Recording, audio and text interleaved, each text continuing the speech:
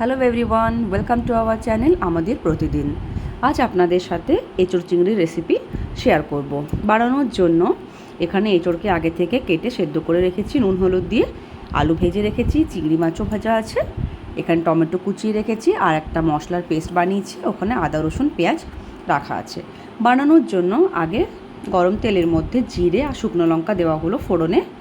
এরপরে একটু গরম মশলা, গোটা গরম মশলা, তেজপাতা দিয়ে ভালোভাবে ফোড়নটাকে নেড়ে নিচ্ছি। যে মিক্সটা আমি বানিয়েছিলাম মশলার, আদা রসুন পেঁয়াজের আর কাঁচা লঙ্কা, সেটা এখন আমি দিয়ে দিয়েছি। এবারে ভালোভাবে ওটাকে ভেজে নিতে হবে। গ্যাসের ফ্লেম মিডিয়াম থাকবে, সময় নিয়ে আস্তে আস্তে করে মশলাটাকে ভেজে নেব।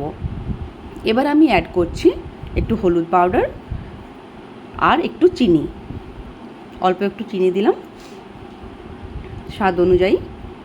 আবার ভালোভাবে মশলাটাকে নাড়িয়ে নিচ্ছি। এঁচোড় আমাদের সবারই খেতে ভালো লাগে, কিন্তু এঁচোড়ের সাথে যদি একটু চিংড়ি পড়ে যায় তার টেস্ট যেন হঠাৎ করে বেড়ে যায়। এবার একটু Kashmiri red chilli powder add করলাম, তাতে কালারটা সুন্দর আসবে দেখতে। মশলাটা ভাজছি, অলমোস্ট ভাজা হয়ে গেছে। এবারে আমি কেটে রাখা টমেটোটা অ্যাড করছি। আপনারা চাইলে কুচি করে নাও কাটতে পারেন, অন্যভাবেও কাটতে পারেন, তাতেও চলবে। গ্রেভিটা ভালো হয়, খেতেও ভালো লাগে। একটু ধনে পাউডার দিলাম, জিরে পাউডার অ্যাড করছি। এবারে জিরে পাউডার আর ধনে পাউডারটাকে মশলার সাথে ভালোভাবে নাড়িয়ে নেব। চিংড়ি মাছ এমন একটা জিনিস, সমস্ত সবজির সঙ্গেই দিলে কিন্তু তার টেস্ট বেড়ে যায়। ঝিঙের সাথেও তাই, বাঁধাকপির সাথেও তাই। এজন্য একটা আলাদাই টেস্ট এনে দেয় সমস্ত সবজির মধ্যে। এবারে যে এঁচোড়গুলোকে আমি সেদ্ধ করে রেখেছিলাম সেগুলো এখন অ্যাড করে দিচ্ছি।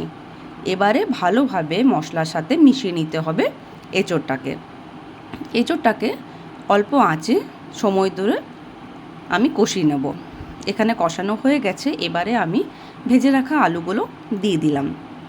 আলু আর এঁচোড় ভালোভাবে এবারে মশলার সাথে সময় নিয়ে কষিয়ে নেব।